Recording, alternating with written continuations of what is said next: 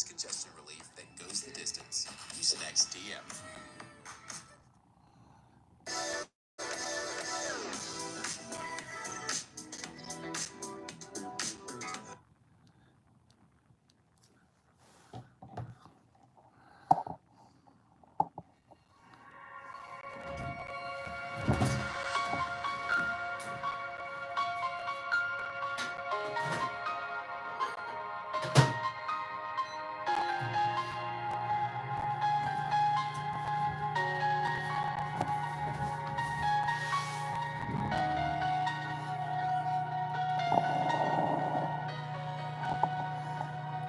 Good morning, everybody.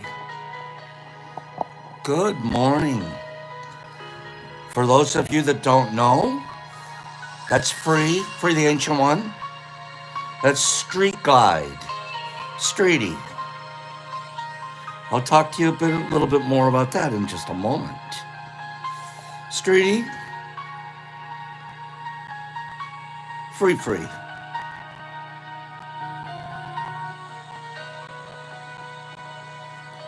Isn't that a great picture? Look at those two goofballs.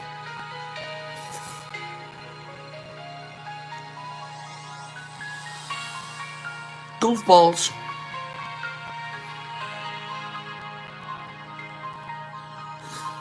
Brothers from other mothers.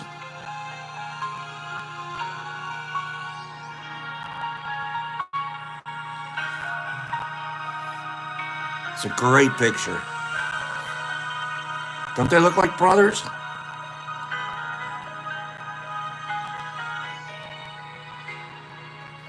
Thank you for sending me that picture. I have to explain to you why it's exactly free. I have to explain to you why it means so much to me.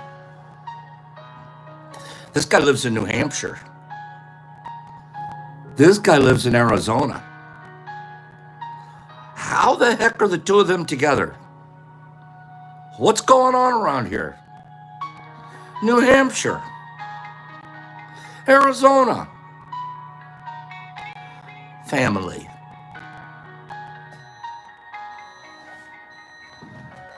Isn't that some amazing stuff right there? Streety's on a motorcycle ride. He's in Arizona. He reaches out to Free. Hey, you guys want to catch dinner or something? Free and Carrie. Oh, it goes on and on. Because they're killing it out there. What a crew. What a crew.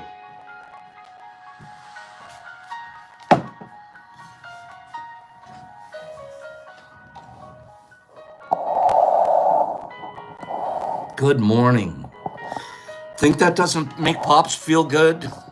Give me 5 people that could understand why seeing a picture like that would make me feel good. Just 5. Do I even need to explain why that makes me feel good? Right, Niffy, you get it. You get it. Okay? Nerdy gets it. That's... Look what we're pulling off around here, you guys. Penny's like, that made me feel good. Forget about you, Pops. Right, Penny? You know, you guys got brothers and sisters all around the United States that you can go hang out with when you're in their area. Take advantage of that. These guys did. It sure looks like they're having a good time to me. You don't have to wait for a Mush Fest to hang out.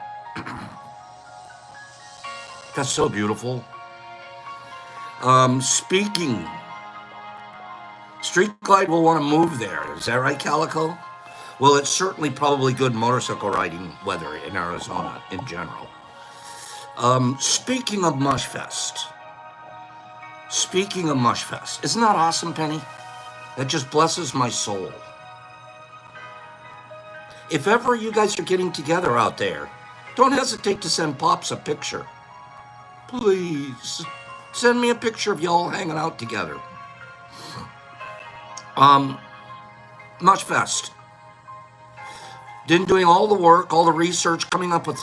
We want to really come up with a nice spot that'll sleep a lot of people on the St. Clair River, which is right between Lake St. Clair and Lake Huron.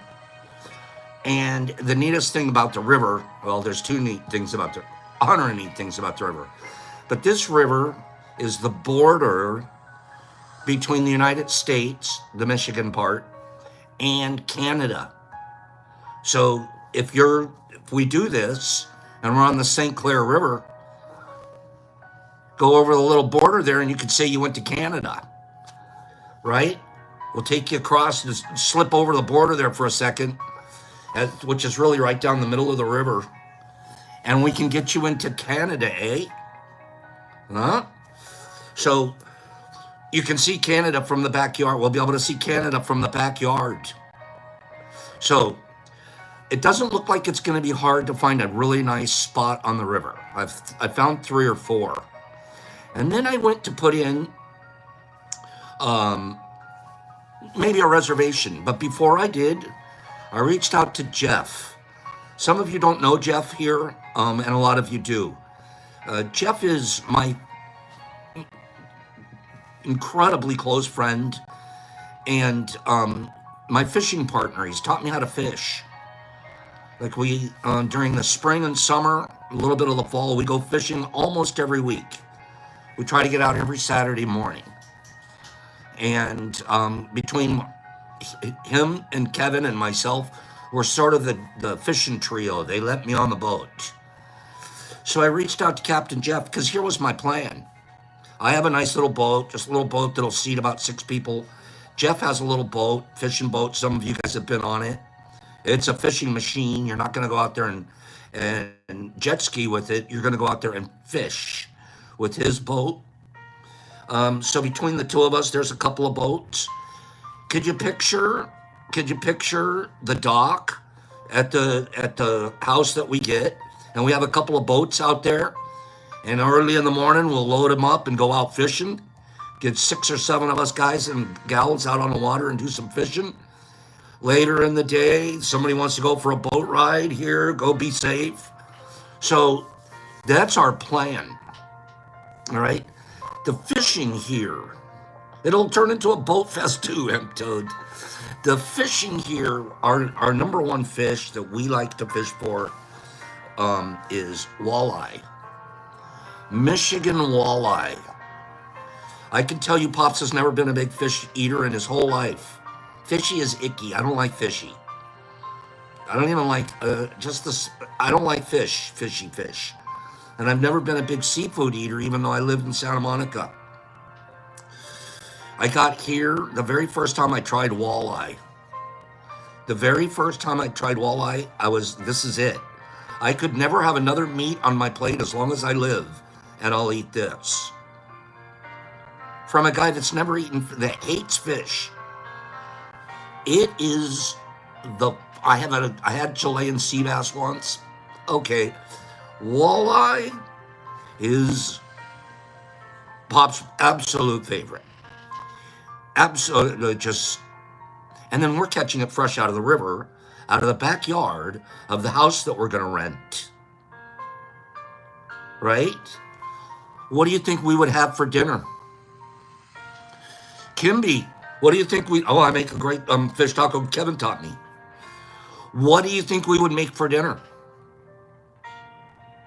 If we went out there and caught our limit, all we got to do is give the fish to Jeff. Take that, Jeff. Will you please clean these? Kevin can clean a fish in less than 2 minutes flat. We would have walleye. We'd have fish tacos. We'd have breaded walleye. We'll have deep fried walleye. Problem. You ready now? Problem. So I write to Jeff. I send him a picture of the 2 or 3 places that I'm picking. Hey, Jeff, what do you think of this? What do you think of the water, where it's located on the river? He knows the river like the back of his hand. He writes back, he goes, No. No, what's the matter? These are great places. He goes, yeah, but Pops, you're still thinking end of April. End of April, our waters are way cold here still. It's not going to be good fishing for the crew. We would have to jig, and it's not an easy technique, and blah, blah, blah. How about end of May? Sure. End of May, things will be warmed up. Fish will be available. It'll be a little bit later in the year than we usually do. We usually do the last week of April. Can you guys wait till May? Can you guys wait for May? Is that fair? We wait for May. And then I still have to look at it. And I'm looking for answers back from you guys.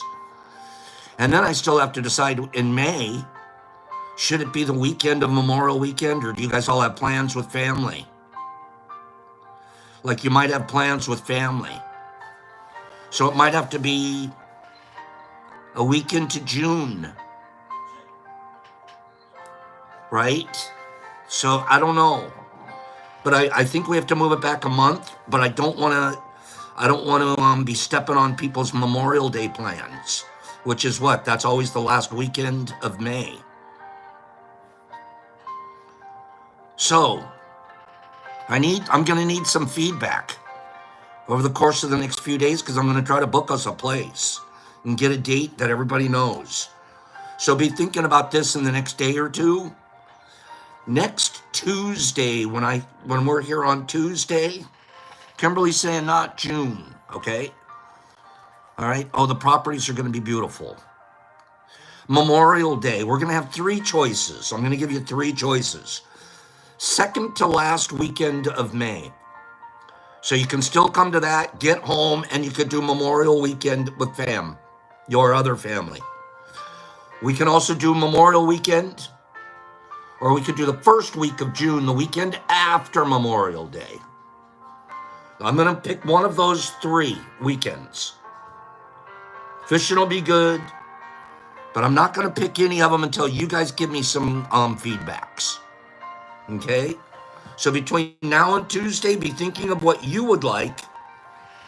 And then April's still chilly, right? Exception? We just don't want to do that. Daniel Cunningham, if you don't want to leave, what we do is we buy you a boat, a canoe.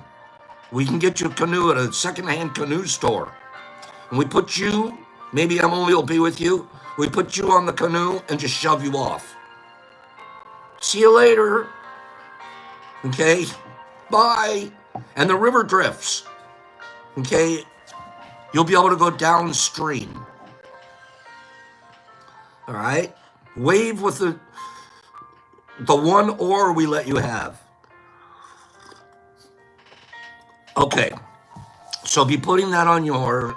Think about it. Next Tuesday, we're going to make our final decision. Which of those 3 weekends?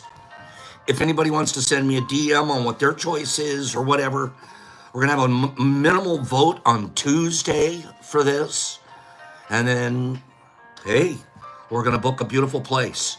The good news about what we're doing, the booking, is there's a lot of other little places right around the area that aren't on the water that are really cheap. I was looking at all the Airbnb prices. This is very, very reasonable here. Especially if we get our reservations in now. Okay? So, that's our Mush Fest update.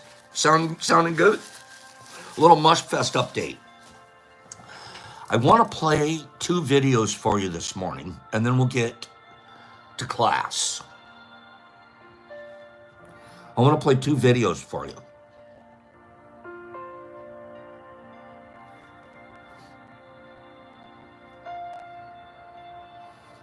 Now this one's pretty, this one here, I'm going to give you 2. All right? RX, I think, could be. So I'm going to give you 2 videos this morning. One's going to be entertaining, and one is going to be educational. Okay, here we go.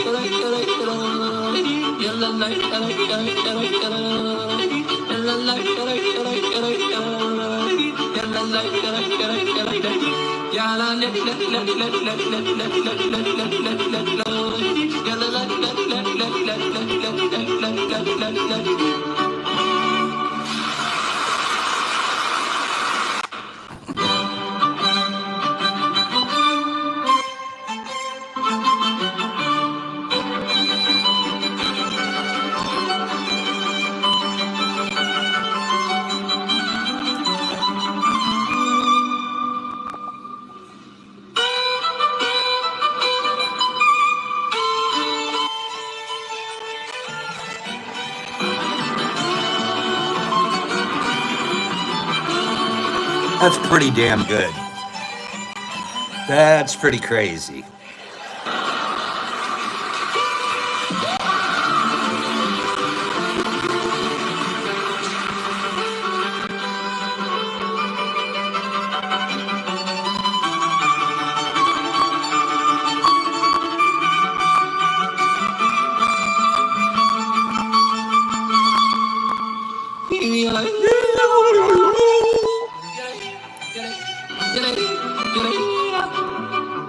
That's cool, Justin. You be quiet, Penny.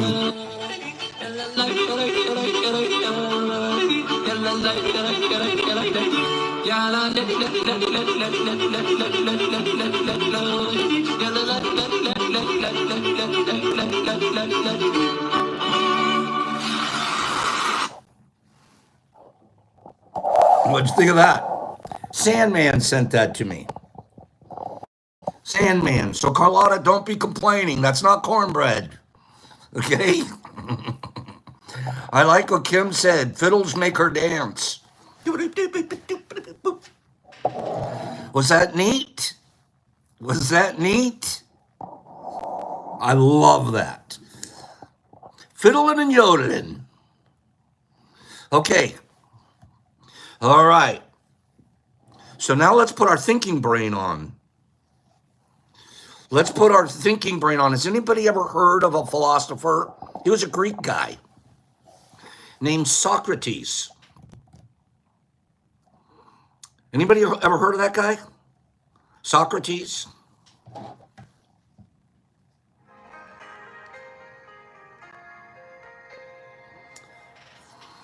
What they used to do, they used to sit around places like the Acropolis and marketplaces, and they'd sit on steps.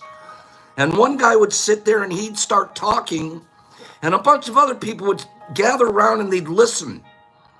And this guy he'd go off on a tangent, he'd talk about, and then another guy might, oh, okay, he's done. The next guy, he moves up to the to the top step and he starts talking. And so they're distributing information this way because they didn't have radios and newspapers. Okay. Well, every once in a while there would be disagreements, right? One guy wouldn't necessarily agree with what the other guy said. So the best thing to do when that happens is to get out your sword and kill the guy. So whoever's stronger will always be right. You think that's what the Greeks did? Who thinks that's how the Greeks handled their differences in opinions? They just they just kill the guy. That's it. My opinion is stronger. I guarantee you that's not what the Greeks did. The Greeks were the ones that came up with democracy and all this other business, right? They thought each person's opinion was just as important as another's. Just as important. But if you could convince me through your discussions, that made it stronger for me. So there were guys, they were professionals. They were professional Greek arguers. Socrates came along and he said, you know what, there should be rules. We should have rules. Like now there's parliamentary procedures, right? If we're going to do something, what is it called? The Jones Rule of Law? What's it? Not Jones. Who's the book of rule? Help me out. Help me out with the parliamentary procedure guy. Anyways, he create a whole system to where groups, Roberts, that's it, Cleany, that's it, Roberts, rule of order, Robert's rules of order. He came after Socrates. Socrates had a real basic rules of order, and he said, if we're going to have discussions back and forth, we're going to use a method that we all agree on. Get that word there? Agreement. Okay, wait a minute. What's going on with this? Music. One second. So anyways, I'm just trying to catch you up on the whole idea of it, right? Wait a second. What's going on with my music?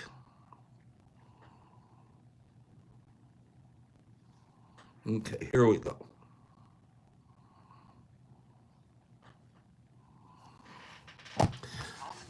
And some of you have heard this before, and we're going to take a quick look at it. But he basically came up with a system that later on we called the Socratic method. The Socratic method. And that's where we agree that if we're going to have a conversation, discussion, debate, we'll follow a certain procedure.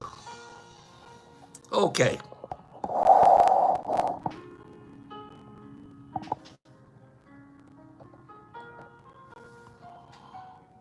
Bring the Socratic method back to the way we hold dialogue. You say there's two genders. Let's take that as an example. I say no, there's as many genders as you want.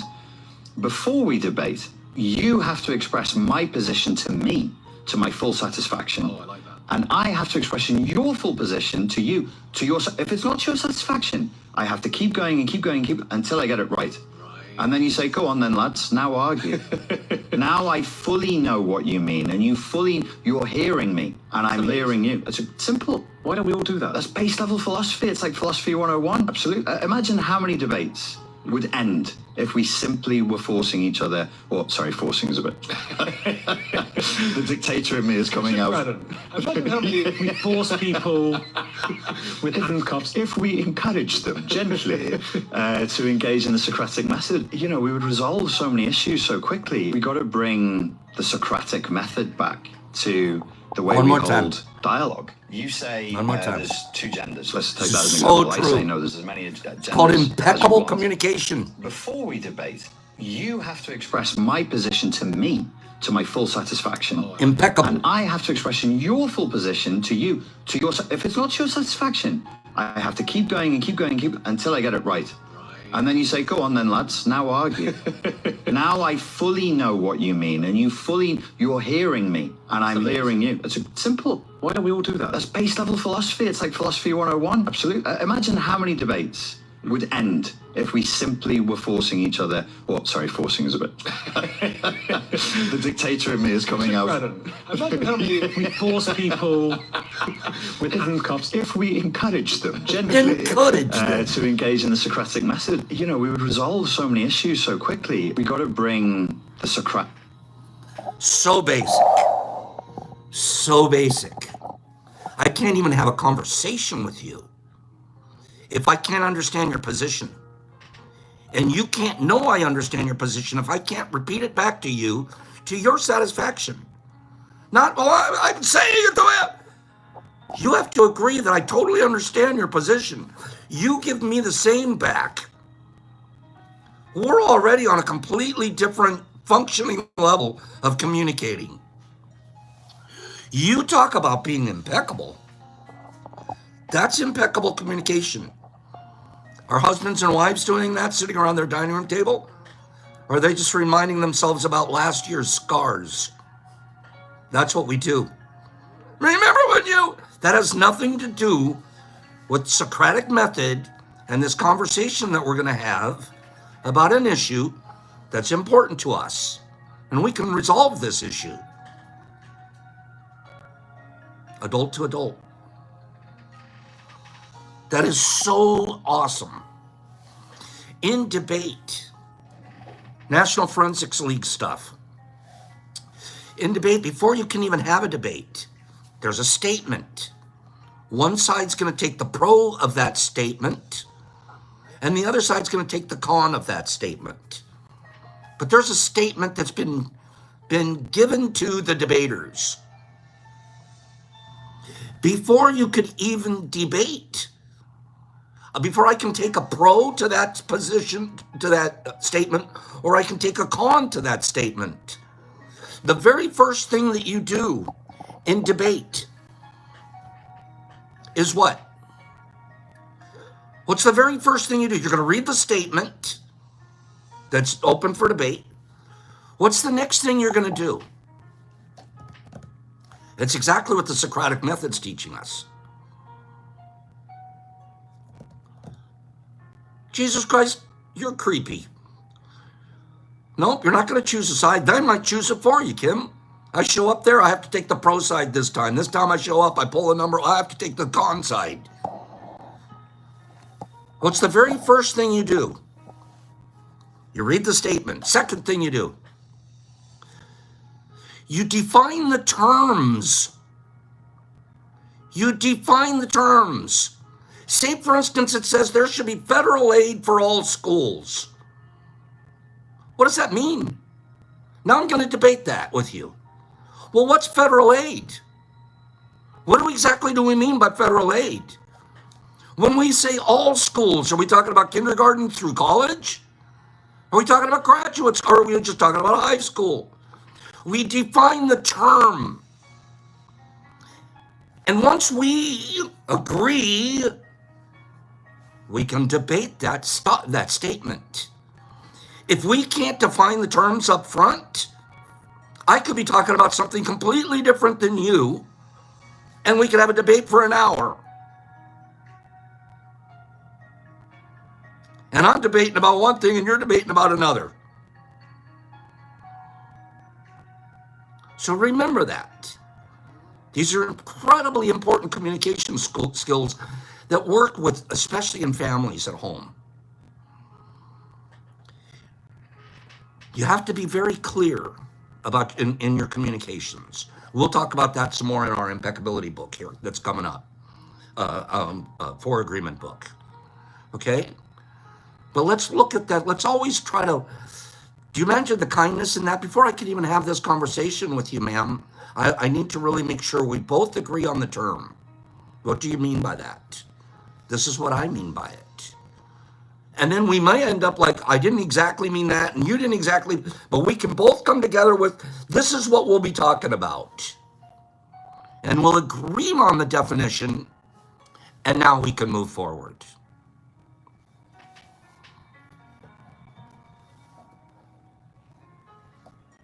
Debate class is over. Let's do, I want to read it a couple of rando factos because I still need to get some more people for up on the board. Okay? Let's make a commitment. Pledge. I pledge that I won't Google the answer today. Can we do that? You don't have to do it out loud. Just, I pledge that I'm not going to rip off everybody on here that doesn't have Google and they can't go look it up, but I can, and I have really fast thumbs and a faster speed connection. Okay? I pledge I'm not going to be a Google ripper. Okay? Because I think some of these you can find out on Google, but then there's people that are having lag issues, there's people that can't Google, blah, blah, blah. No Google. I'm just going to read a couple of rando factos. In the rando factos, there's some facts. I might throw a fact at you. Okay? This isn't one I'm going to watch this. What? Okay, this is an open question. This is, don't go look it up. What sport? I'm going to give you a spot on the pie board. Spin the wheel. The first person that gets this correct, okay? What sport accounts for the most lightning strikes and deaths in a given year? Go. What sport? Are they dying? Lightning striking all over the place. Green Killer. Green Killer knows all about dying because he's a killer. Green Killer got it correct. It's fishing. Fishing. Fishing. It kind of makes sense, right? You're out on the water. You're usually in some kind of a metal boat. You might be holding something metal. Between 2006 and 2012, fishing was the activity that accounted for the most lightning strikes and deaths, with a total of 26 deaths. 26 people thought they were going to go catch a walleye. Boop. So, and it's true. I mean, the minute we see lightning and we can see it coming, we can see the weather coming towards us, we get off the water immediately. Yeah, get the heck off the water. All right. Okay, here's another one. Don't Google it. Don't Google it. Okay? 26 people just between 2006 and 2012 died from fishing. Okay? Golfing's another one, I think. Golfer, because you're carrying around the metal lightning rods, right? How about this one? According to this, the average family household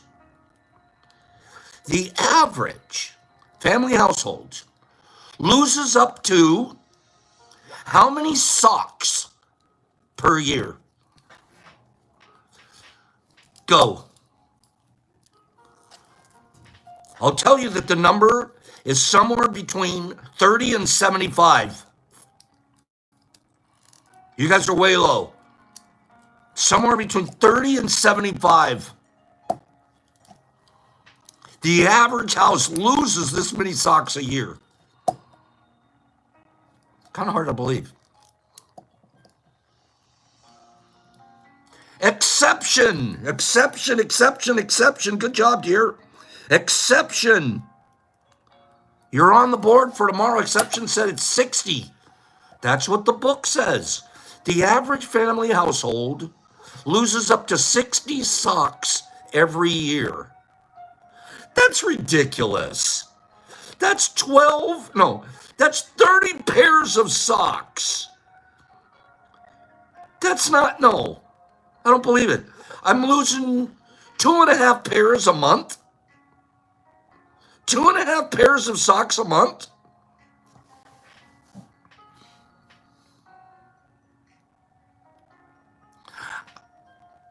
Who's counting? Who's got a missing sock report? How do they get that? The more I think about it, the more no.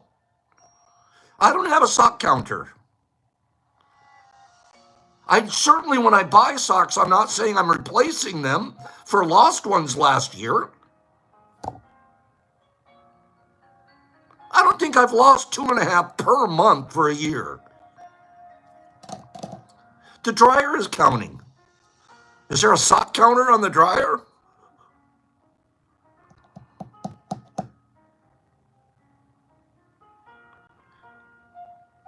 Don't look this one up. Don't look this one up. Oh, I wear socks, but I'll be honest, nowadays, I don't even worry about if they match or not. I wonder if mine are matching right now. Yeah, they are. I don't even worry about if they match. I don't care. If I'm walking through a store and somebody's looking down and go, oh, wow, he's got one white one and he's got one dark one, I don't care. The only time I care is if I'm like dressing up for a wedding or something. And then I'll wear dress socks. And my dress socks match. But regularly, who cares? Means nothing to me.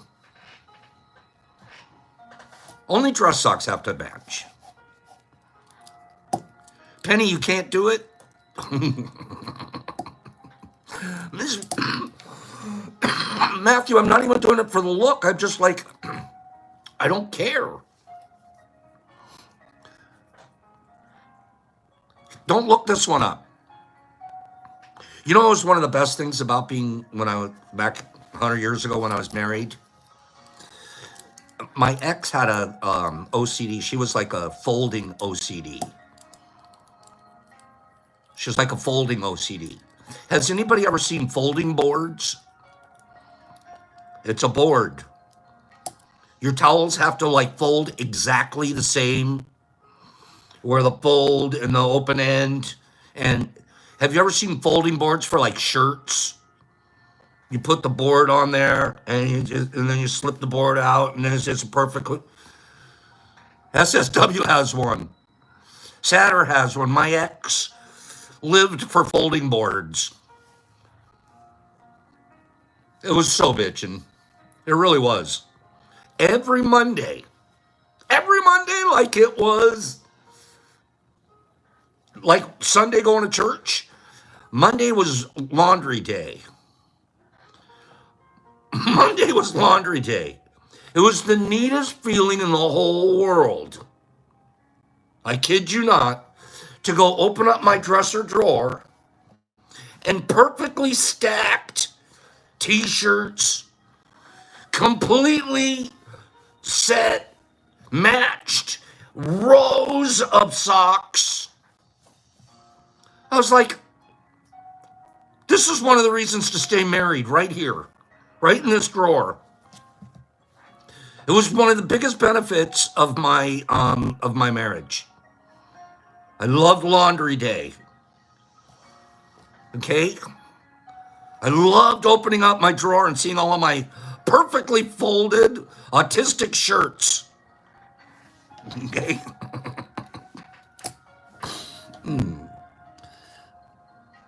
True story. Since then, I haven't folded a t-shirt since. I haven't. I don't match socks anymore. Not that I did it in the first place. Now everything's just grab. There, I'll take that one. I'm almost ready to get married again just so I can have a nice drawer. Take care of the drawer. See you next Monday. Would that work, you guys? Could you be married for just Mondays? What do you think? That's a pretty good idea. See you next Monday, dear. I don't care what she does all week.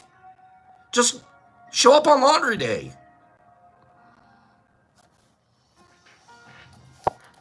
Be almost worth it. Don't look this one up. What former U.S. president? What former... Sandy's like, no, Pops, it's not worth it.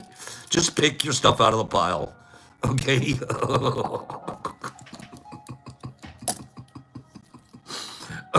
Okay. No, see, it's cheap because she just shows up on Mondays. That's all you have to... Oh, wait, they're called maids. I didn't even think of the maid angle. Of course I could get a maid. Okay, what am I thinking? Okay, they're called maids.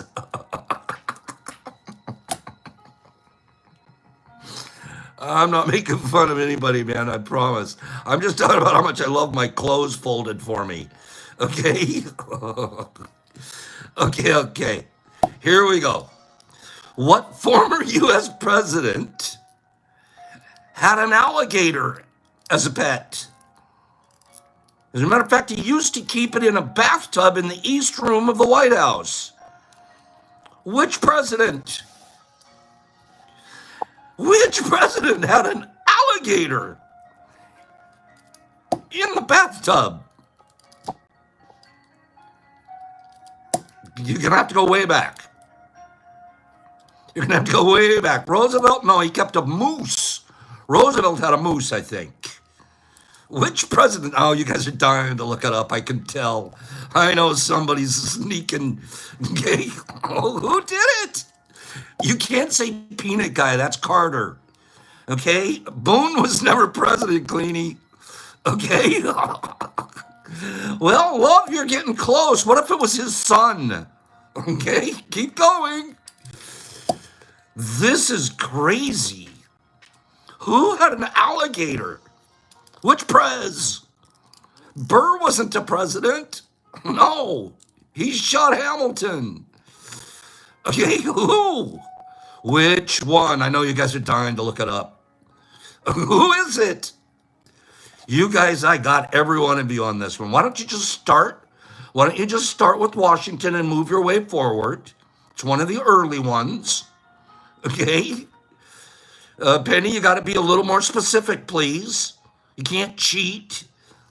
There's more than one Adams, isn't there? Mark Z has it correct. Marky Z is on the board for tomorrow. John Quincy Adams. John Quincy Adams. JQ. He had an alligator. What? The other day, Brock and I were talking. We have extremely important conversations. The other day, we were talking about presidents. John Quincy Adams, by the way, was considered to be our most intelligent president in terms of IQ. IQ, his intelligence quotient. What do you think, John? Don't look it up. Don't look it up. John Quincy Adams has the highest IQ of our presidents. What do you think it was? Go. What's John Quincy Adams' IQ number? My favorite president, by the way. I really like him as a son of the, we talked about that. My favorite president. What's his IQ? Okay. It's somewhere between 150 and 180. It's going to be between 150 and 180. What do you think his IQ was? You can say as many times as you want. Just don't look it up. Joshua Lytle. Joshua Lytle. That is correct. 175. Do you know how smart 175 is? 175 is like, what? That's like 4 brains in one head. 175. The next closest president was 160. I mean, we don't know the accuracy completely, Kim, right? But they're figuring it out. This is just, they go back and try to figure this stuff out. Who was number 2 on the list? Who's number 2 at 160? Who do you think's old number 2? And he's not even close to Adams. It is definitely not Trump. Trump is considered one of the very, very lowest. I hate to say it, and I'm not being mean.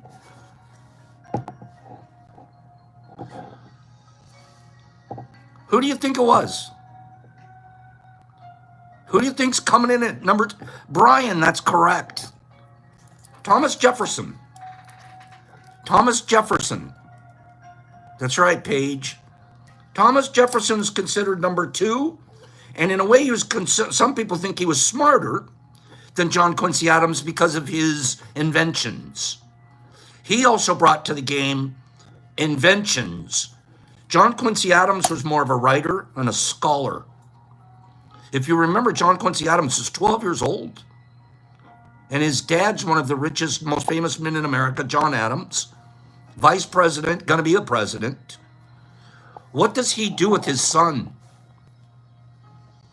when he's young, 12, 13, 14 years old? Sends him to Europe. He's going to go on an international tour. He's 13, 14. He goes to Europe. He goes to France. He goes to England. He visits the czars in Russia.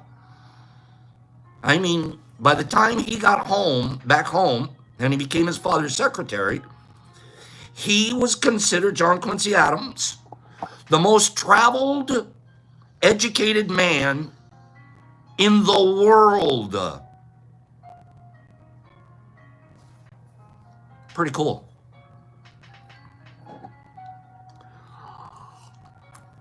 Old John Quincy.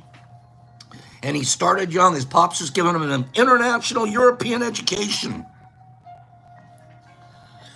Yeah, he might have met Rasputin. I don't know if the ages of the years line up there. That's a good question. Anyways, good job.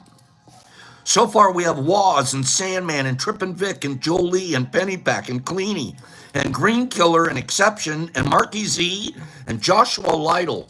You guys all have spots on. We have one more guy who was a new guy from Monday. I forgot to write his name down here that Brock qualified.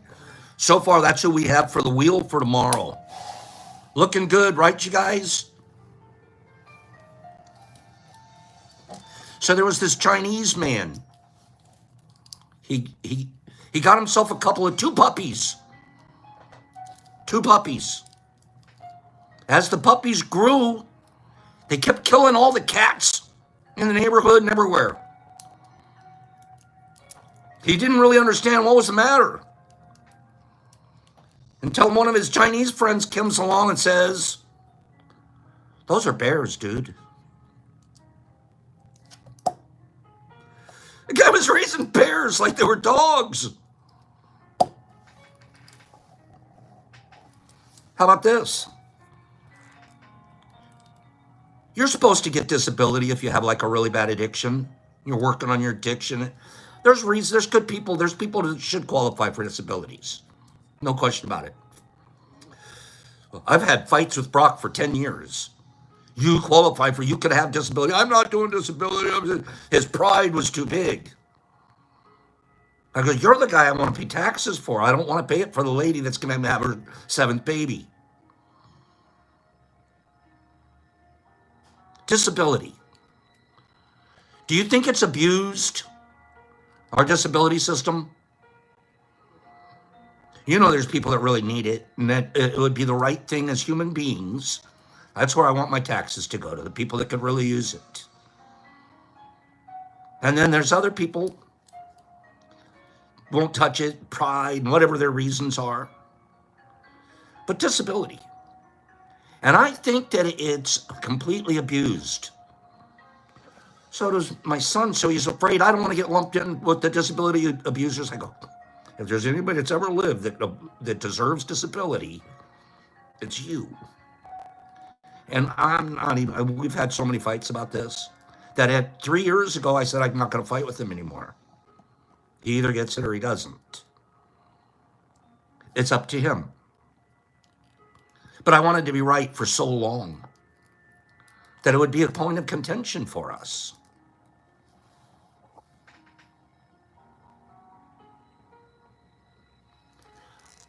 I'm happy to say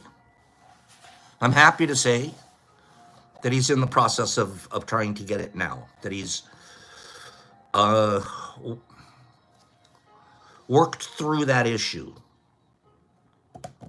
Okay? And we're working on it, and he's got appointments and this and that. Disability is something that can really be abused. And we're proud at this house because we won't do it. At the end of the day, we won't abuse stuff. How about this guy? How about this guy here? A man named Roger Tolgren from Sweden. This guy, Roger Tolgren from Sweden. He qualified and is now given disability benefits because of his obsession. He has an obsession that has been qualified, officially declared as an addiction. And because of this official addiction, he is qualified for disability in Sweden. You might want to know what the addiction is. The addiction is to heavy metal music. I need to listen to Metallica. If I don't listen to Spider Killer, who gets a check for that?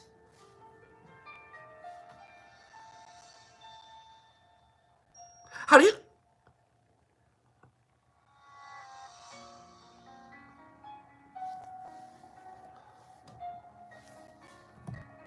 What? Heavy metal. I guess it's addiction. I don't even know. What? You can't leave the house without your headphones? I don't get what? What's the addiction? Has to be louder? I'm not making fun of him. I'm not. I'm not. I'm confused. The system obviously thinks it's a serious business, man. Write the guy a check. Yeah, no, we're not mocking him. We wouldn't do that. I'm just confused. How about that, free? How about that, free? That's a good idea. We should all qualify for disability here because we're all addicted to tea with pops. Right? I'm addicted. Hey, Brock, when you go for your appointment, can I go with you? I'm not making fun of disabled people. Hey, you want to hear about manifestation? Here we go. So I had my appointment Tuesday canceled, and now because of the manifestation of this discussion, they just called and rescheduled for tomorrow. On my way. Nice job. On my way.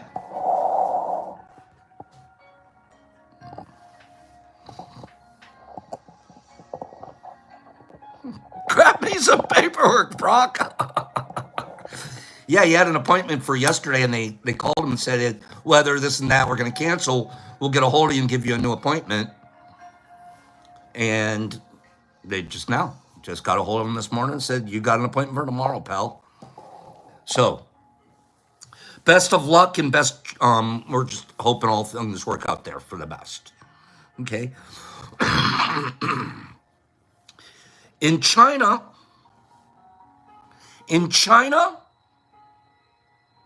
no. I'll give you this one. There's a country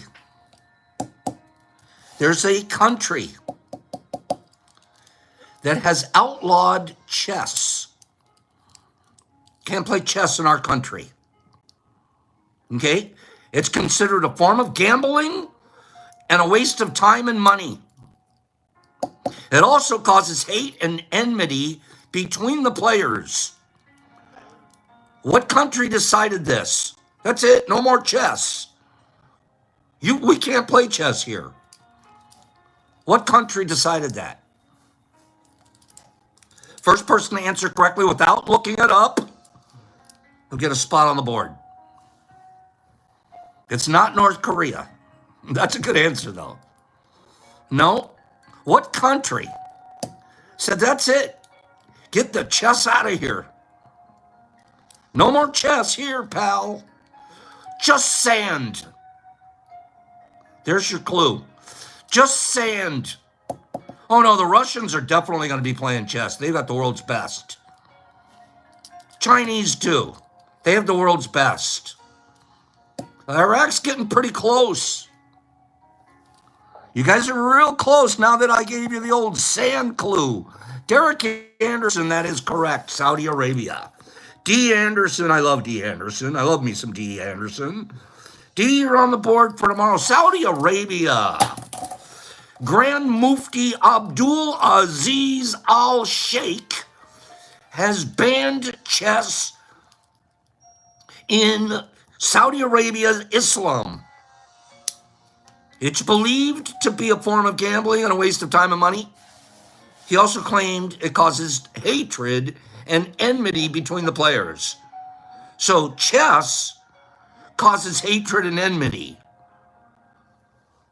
Shoulder-fired launch weapons, no problem. We can play with those here. We just can't play chess. We can play with weapons of mass destruction. We just aren't allowed to play with chess because chess here. Someone says it's just because he's not good at it. I thought chess started over there in the first place, didn't it? Doesn't chess? Daddy's like, can we play checkers, please? How about Parcheesi? Could we do Parcheesi? Didn't chess start somewhere over in like the Middle East? Those Parcheesi games, all of that stuff. Sheikh Al-Dum, Azab, Grand Mafudi, Saudi. Bro, it isn't about the chess. I can tell you that. Moving on.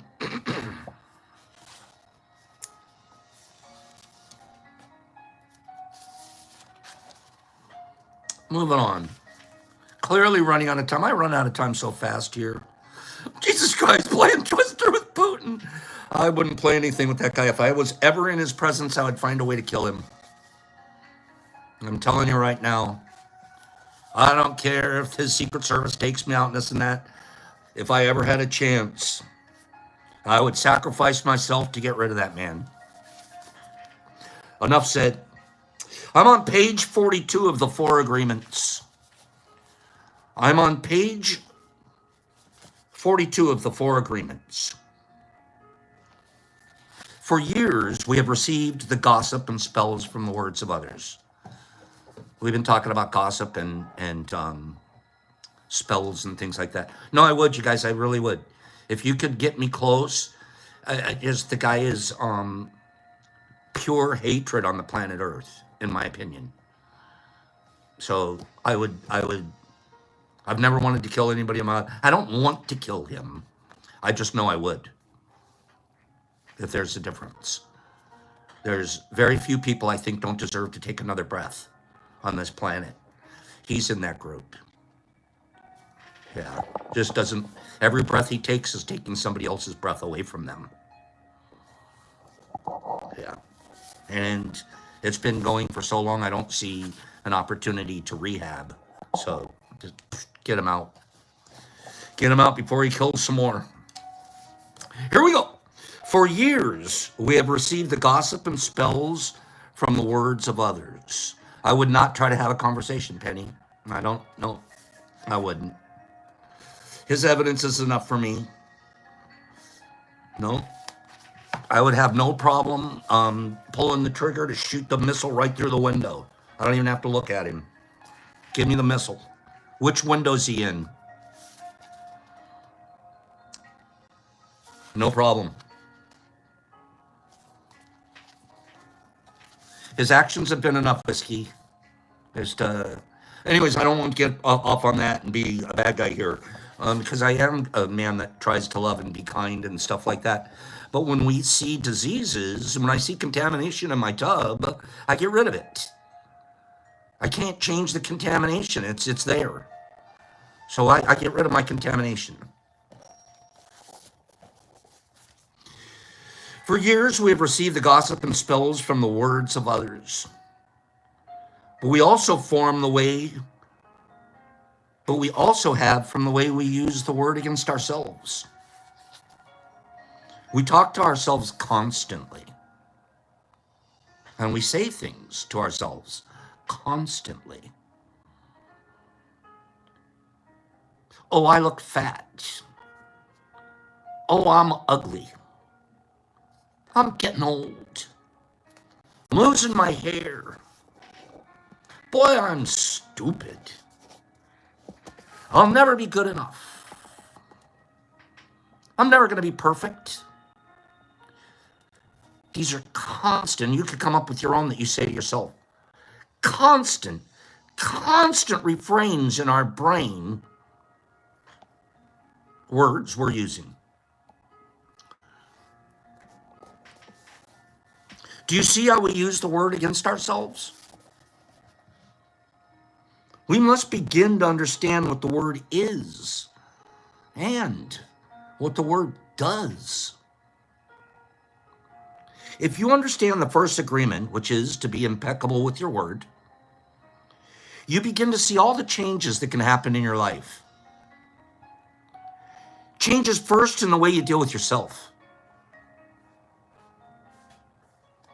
Changes first in the way you deal with yourself, and later in the way you deal with other people, especially those you love the most. I want to read something to you guys. Give me 1 second.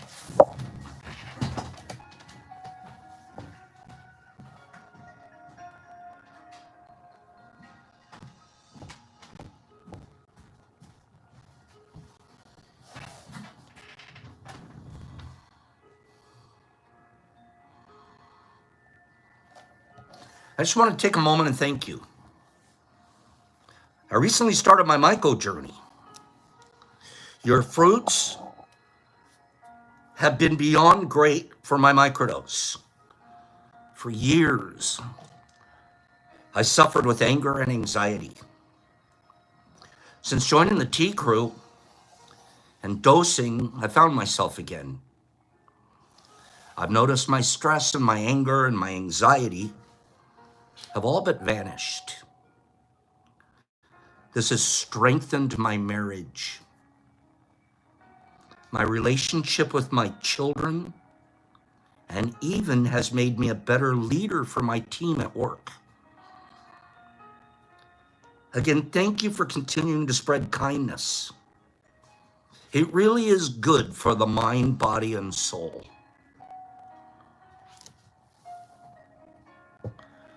The word. The word. It is strengthening. You guys experiencing it right here. It's strengthening your relationships if you use your word in a way that's filled with kindness. Not just with your mate and with your children and with your teammates at work. You check the word before you spend it.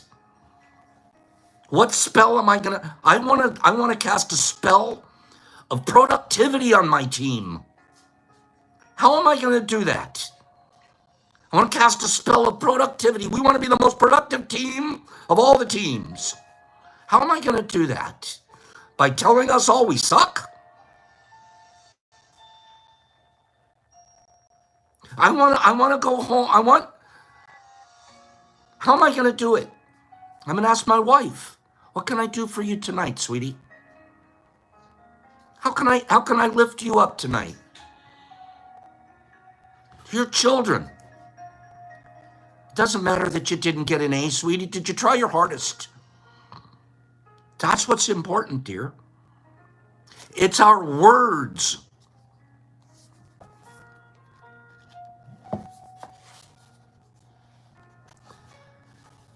Do you gossip about the people you love? My ex-wife used to. It was one of the worst things, the poisons of our whole relationship, is she literally, every day, was on the phone to her mom, who lived about 250 miles away, every day, and would count down all of the things that happened to her to that day, including all of my faults. They were counting my farts daily. And then he farted it too. And then you wouldn't believe it. I asked him if he would take the trash out at 3, and it didn't get out till 3:15. All day, not all day, once per day. True story. I'd come home and she'd have to have her call with her mom. My name would be coming up in it. Never a positive. Never, he brought me flowers home. After a while, I stopped bringing flowers home because I'm not going to get a positive out of it anyways. So I make up my own excuses. Your wife is gossiping about you if she's spending all that time on her phone with her mom. There's nothing going to be good in that. Nothing. Your husband's gossiping about you. If he goes to work and he complains to his team members about things that his wife isn't doing for him. Do you know my dad growing up? I've never one time in the whole time growing up did I hear my dad say something negative about my mom to somebody else. They certainly fought in my home, but he never, on that, never. You're just making yourself look stupid. Well, why would you be with the guy? You're making some pretty bad choices still being with that guy.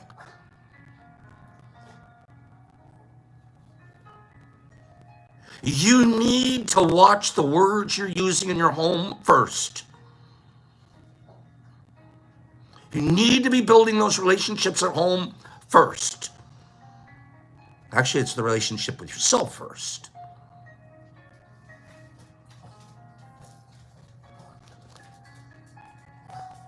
But we do that. We gossip about who do we gossip about the most at the end of the day?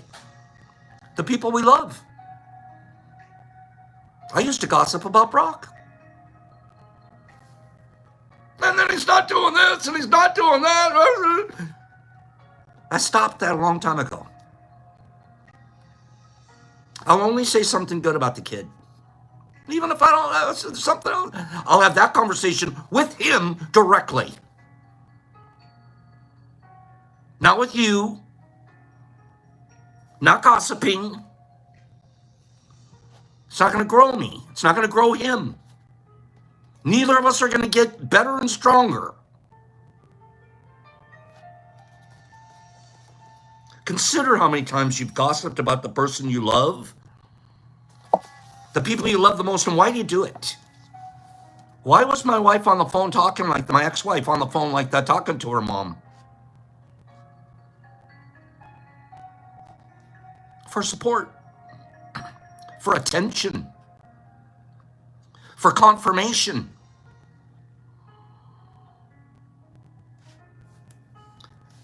How many times have you hooked other people's attention and then spread poison? And you're spreading poison about your loved ones just so your opinion can be right.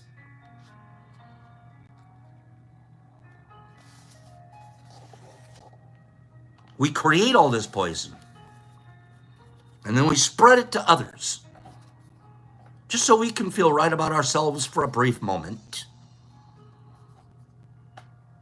And meanwhile, you're programming yourself.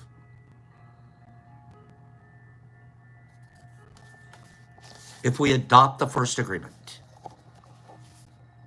and become impeccable with our word, emotional poison will eventually be cleared from our minds. Our form of communication and our personal relationships will change. They'll even change with your dog and your cat. We'll prove that to you this week. Sound good? Thanks for being here today. We're going to pick up some more impeccability tomorrow. I'll try to teach a Michael class. We're at hour and 10 already.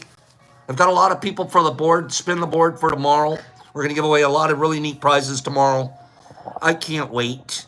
I do want to give one more thank you to everybody who made my birthday so special. I had the best birthday I've ever had in my whole life yesterday, and it came from so many people writing me the most wonderful, thoughtful things. And then I got a little carried away, and I had to show you guys some old personal pictures on IG. One with me and my mom, and then one with me a little bit later. I was a little carried away, a little personal, but I don't mind you guys getting to know me a little bit. It's therapy for me.